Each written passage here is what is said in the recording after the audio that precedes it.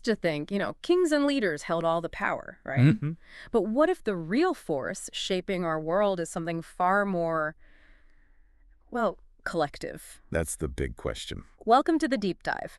Today, we're tackling something really fundamental about how we operate as humans. Yeah. The power of the mind of crowds. Yeah, this is a huge topic. We'll be diving into the ideas from Tomli Hock Among, a work that basically argues we've entered an era where understanding how large groups think and act is just crucial. Absolutely crucial. And this deep dive, it's really designed to give you, our listeners, a real handle on why people in groups behave so, well, differently than they do on their own. Right. Tom Lee Hock Ong offers some, frankly, eye-opening perspectives on the psychology behind this shift and why its impact is just getting bigger and bigger in our connected world. And this isn't just, abstract theory for everyone listening. Not at all. Think about your next team meeting or the latest viral trend or even just trying to figure out the vibe at a concert. Yeah, everyday stuff. Grasping these core ideas about crowd psychology can give you a real edge in navigating all sorts of situations.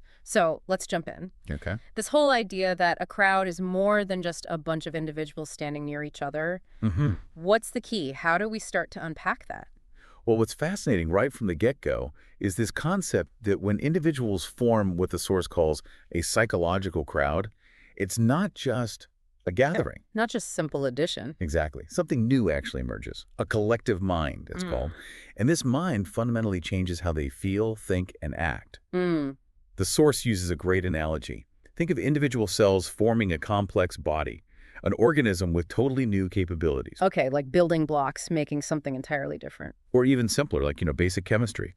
How combining elements creates something like salt, which has completely different properties than sodium or chlorine on their own. So definitely not just adding up everyone's opinions or averaging them out. And the text actually pushes back against a specific philosopher on this, Herbert Spencer. Precisely. Yeah, Spencer had this idea that a crowd was basically just the sum, or maybe the average, of the individuals in it. Seems logical on the surface. It does, but Tom Lee Hock Damong makes a really strong case that this psychological coming together, it creates something surprisingly unified. Diverse individuals somehow become psychologically linked. Okay, so this collective mind, what's driving it? What's the engine, underneath? And this really brings us to a core point of the source material. It argues that crowd behavior is overwhelmingly driven by the unconscious mind. The unconscious, okay. Which it calls the foundation of the racial soul.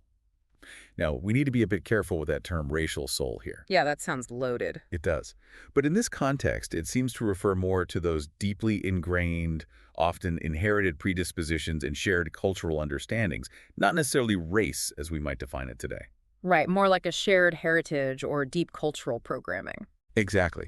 The idea is that conscious thought, logic, it all kind of takes a backseat to these powerful, often hidden unconscious influences that bind a group together. Can you break down that racial soul concept a bit more based on the source? Yeah, so essentially the source suggests that beneath all our individual differences, education, conscious beliefs, whatever, there's this shared bedrock, unconscious feelings, tendencies, inherited from our common background. That's the racial soul. Okay. And it's this deep shared level that becomes dominant when we're in a crowd. Right. What's really striking is the example given.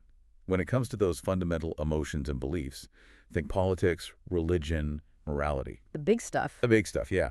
Even highly intelligent people, like, say, brilliant scientists or academics, often share very similar gut feelings with someone who might have a completely different level of education or background. The text literally points out that in these core sentiments, the difference between a renowned mathematician and his shoemaker can be surprisingly small. Wow. That really levels the playing field in a strange way. So, okay, if crowds are driven by this deep shared emotion rather than logic, what does that mean for how they process information or react to ideas? Well, zooming out, it means crowds are, frankly, highly susceptible to collective illusions. Illusions, like mass delusion. Kinda, yeah. Yeah. The source even suggests we should be pretty cautious about historical accounts of crowd behavior. Why?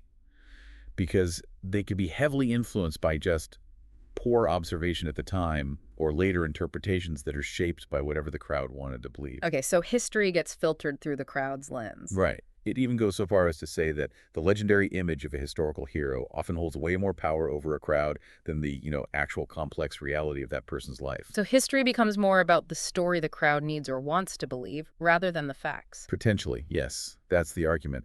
And when it comes to influencing crowds now, in the present, logic basically takes a back seat. Right out the window. Pretty much. The text argues that crowds can only really grasp very simple, direct associations, not complex arguments, not nuance. So keep it simple, keep it emotional. Exactly. Effective speakers understand this. They target emotions, gut feelings, not intellectual reasoning.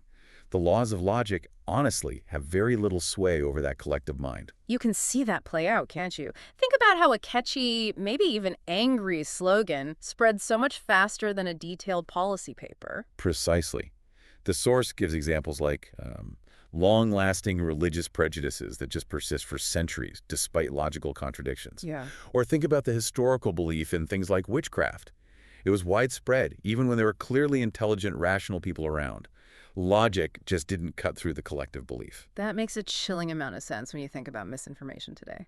Okay, now here's something that really jumped out at me from the source. This idea that seems contradictory, that crowds are actually conservative. Yes. This is such a fascinating paradox, isn't it? It's key to understanding crowds. It seems counterintuitive. We think of crowds and revolutions uprising. Right. Despite that potential for radical action, for upheaval, the source argues that at their core, crowds are fundamentally conservative, deeply attached to traditions. Really? How so? There's this underlying, almost unconscious resistance to anything genuinely new that might disrupt their established way of life, their routines, their basic existence. Can you give me a concrete example of that? Like, how would that play out? Well, the text throws out this really thought-provoking hypothetical. Yeah. Imagine if democracy, which relies on the immediate will of the crowd, right? Yeah. Imagine if it had the same power back during the early Industrial Revolution as it does now. Okay. The source suggests that the crowd's inherent resistance to radical change, this sort of deep conservatism, might have actually hindered the adoption of truly transformative technologies. Things like the power loom, the steam engine, railroads. Wow. So the collective feeling could have been, whoa, this is too much change too fast, and potentially slow down what we see as progress. That's the suggestion. It really makes you think about how collective sentiment can act as a brake sometimes. So even movements that look revolutionary on the surface might have this underlying conservative current. Exactly. The source goes on to explain that when changes do happen within crowds, they often tend to be superficial. Like changing the labels on things. Pretty much. More focus on the names of institutions, maybe, rather than fundamental shifts in how they actually work deep down. And this is attributed to the enduring power of those deeply ingrained, inherited tendencies, what the text calls the racial demands, again referring to that shared heritage. Okay, so we have this kind of conservative force driven by deep emotions and tradition. But the source also talks quite a bit about the power of ideas. How do those two fit together? That seems like another tension. It is, and the text makes a really crucial distinction here between two types of ideas. Okay. First, you have fleeting ideas.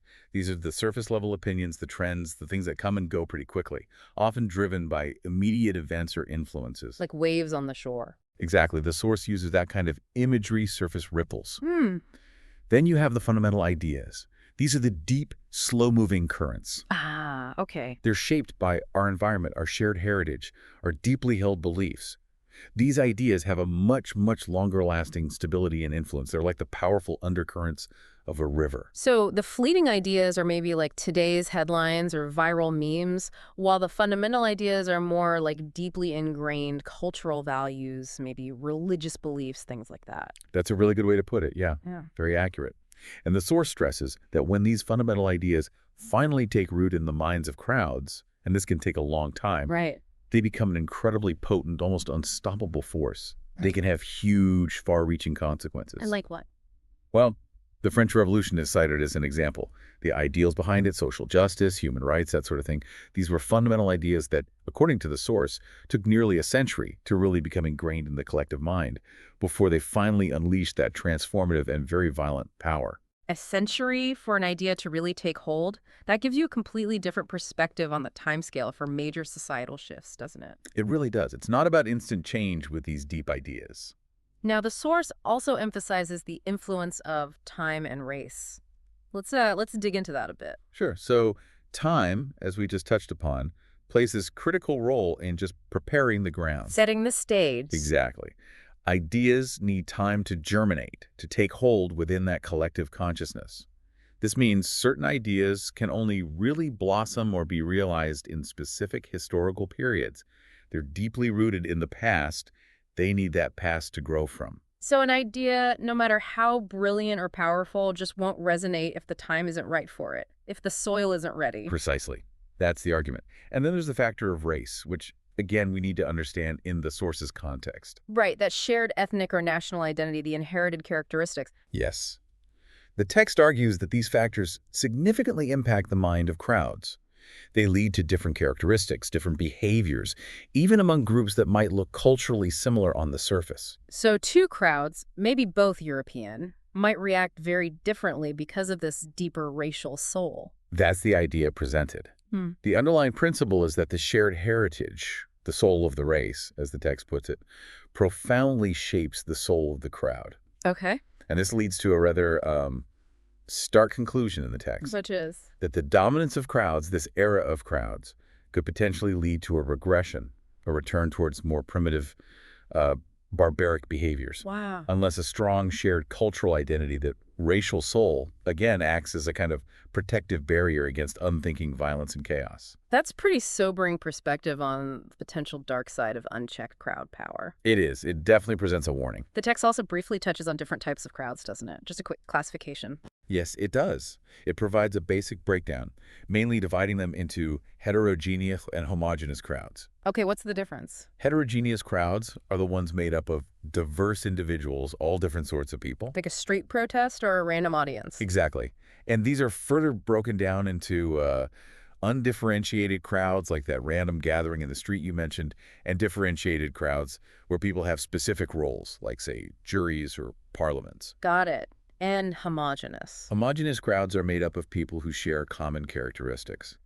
The source categorizes these into sects, like religious or political groups, castes, think military orders or priestly groups, and classes, like the bourgeoisie or working class. Okay, but the main focus of the book is on those mixed heterogeneous crowds. Yes, the source explicitly states its primary focus is on heterogeneous crowds. Those are the ones considered most representative of this era of crowds.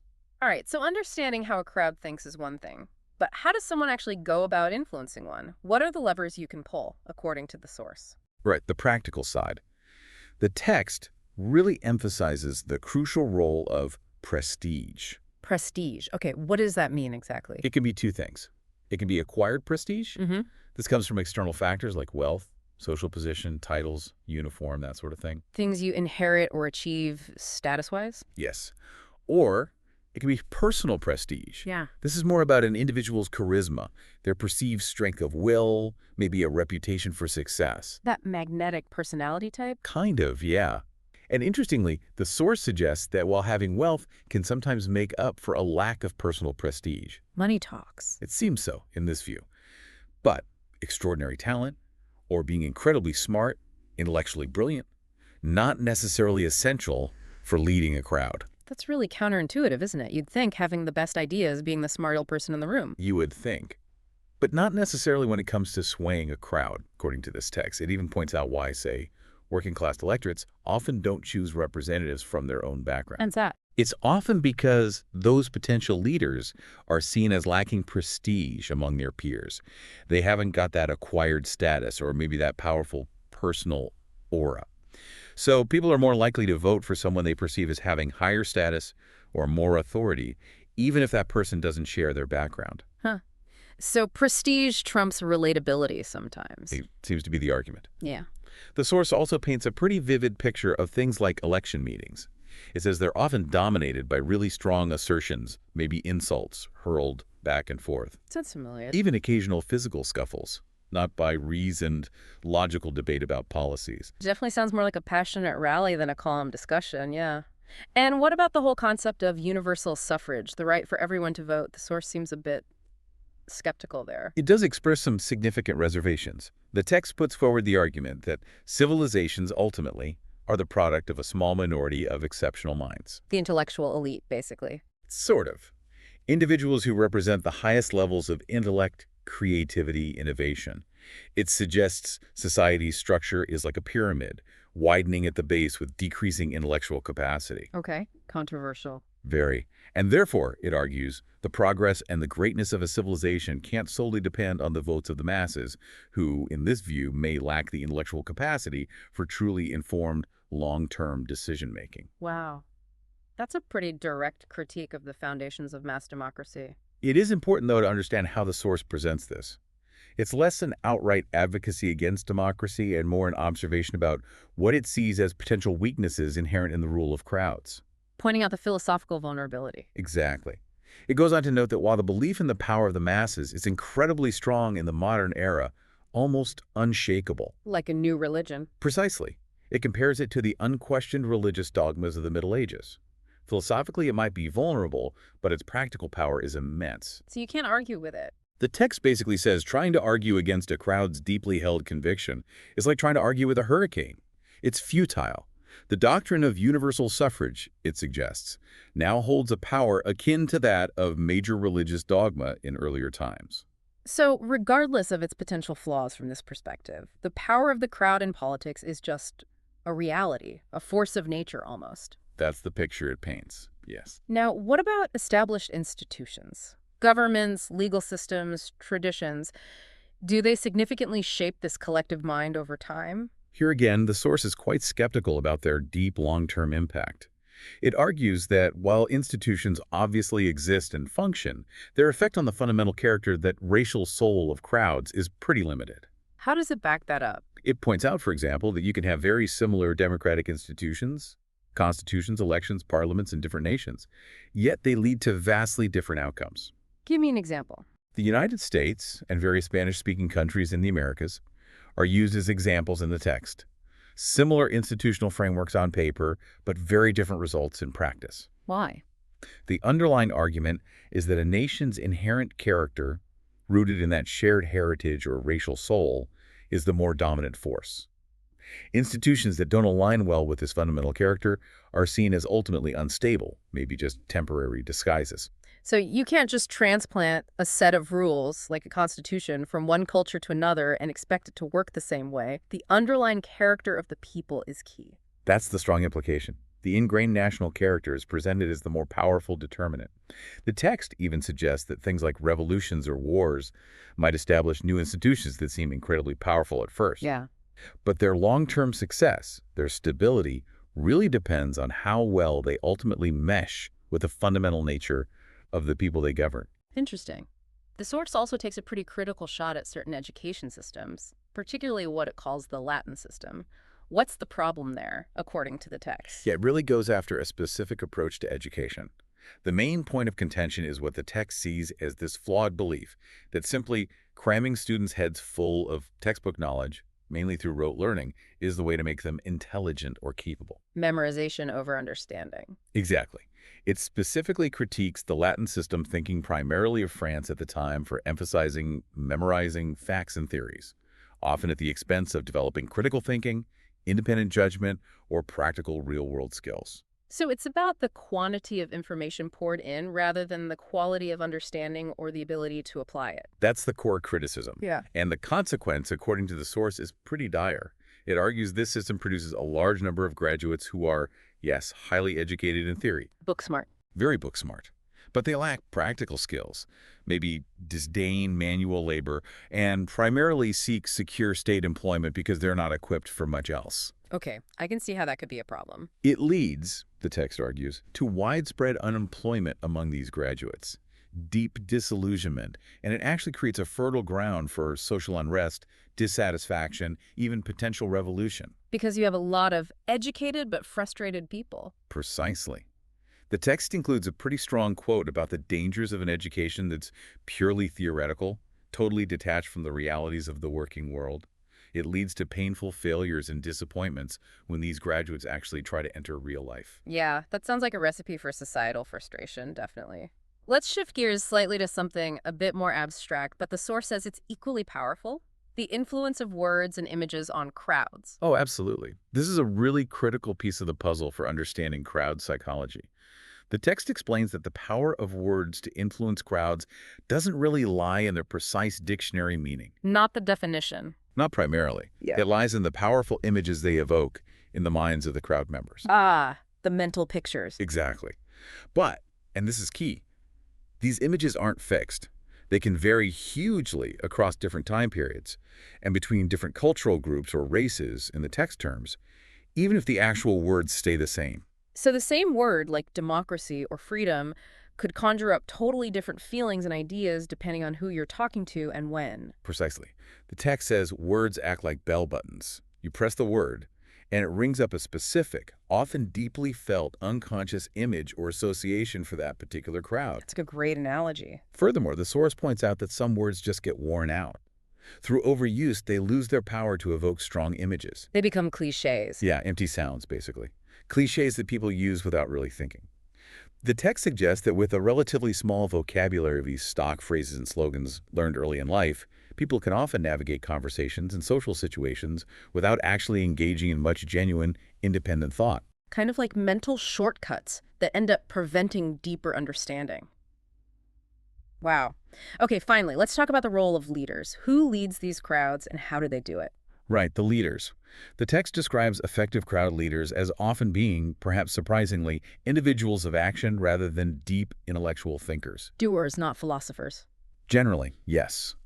They're characterized by a very strong will, maybe bordering on obsessive sometimes, and a powerful ability to impose their own views on the crowd. And their influence comes back to that prestige idea. Heavily dependent on prestige, yes, which again can be personal charisma or acquired status. Sure. Interestingly, though, even very forceful leaders can lose their power quite rapidly. Oh. If their will is seriously questioned, or if they face sustained, strong opposition. The example given is Ferdinand de Lesseps, the guy who successfully built the Suez Canal, huge prestige. Right. But he later failed spectacularly with the Panama Canal project. That failure, that opposition, shattered his prestige and his influence vanished. So prestige is fragile. It can be. The source also notes how quickly even the most influential leaders can just fade back into obscurity once they step out of the limelight and return to ordinary life. Their power is tied to that crowd dynamic. So they're almost like conduits or maybe amplifiers for the crowd's existing emotions and desires rather than creators of totally new directions. That's a good way to think about it, yes. The text emphasizes that successful leaders have this strong, almost intuitive understanding of crowd psychology. They get the vibe. They get the vibe. They grasp the magical power of those evocative words and images we talked about. They use emphatic affirmations, strong statements, often without needing any logical proof, just sheer conviction. Belief is contagious. Exactly. The source even suggests that many great revolutionary leaders weren't necessarily highly intelligent in a conventional analytical sense, but they wielded immense influence because their own belief was so absolute, so unwavering, and they knew how to tap into the deep emotions of the crowd. This has been a really fascinating, and I have to say, sometimes unsettling look into this mind of crowds. So just to try and bring it all together, what are the really crucial takeaways from our deep dive into Tamli Hakamo? Well, I think first and foremost, it's this core idea that crowds develop a unique psychological identity. It's distinct from the individuals within them. Right, the collective mind. Driven largely by unconscious emotions, shared heritage, that racial soul concept, much more than by rational thought or logic. Okay. Then there's that surprising conservatism, often hiding beneath even radical-seeming crowd movements. The resistance to deep change. Exactly. And the slow burn, but eventual immense power of fundamental ideas once they take root. Plus the vital role of prestige, strong affirmations, and emotionally charged imagery in actually influencing collective behavior. Logic, not so much. Yeah. Knowing all that, knowing crowds have this distinct psychological profile, and frankly, exert such enormous power in our world today, it really makes you wonder, doesn't it? What are the real implications for how societies are governed, how information just spreads like wildfire online, and ultimately how our own individual beliefs get formed and maybe manipulated? It's a lot to chew on. Huge implications. It's a lot to process. Absolutely. And if, as Tamli Hakamo suggests, we truly are living in an era of crowds. Which it feels like sometimes. It does, doesn't it? Then it becomes even more critical, I think, for each of us as individuals to really try and cultivate our critical thinking skills. To be aware of the potential for these collective illusions to sweep us away. Stay grounded. Yeah, try to stay grounded. It's definitely worthwhile to constantly examine the forces at play in the events unfolding around us, online and offline, and just strive to be more discerning, more aware observers of collective behavior. How are we being influenced? How are others? A challenge for all of us. Thanks, this was incredibly insightful. My pleasure. Always fascinating stuff.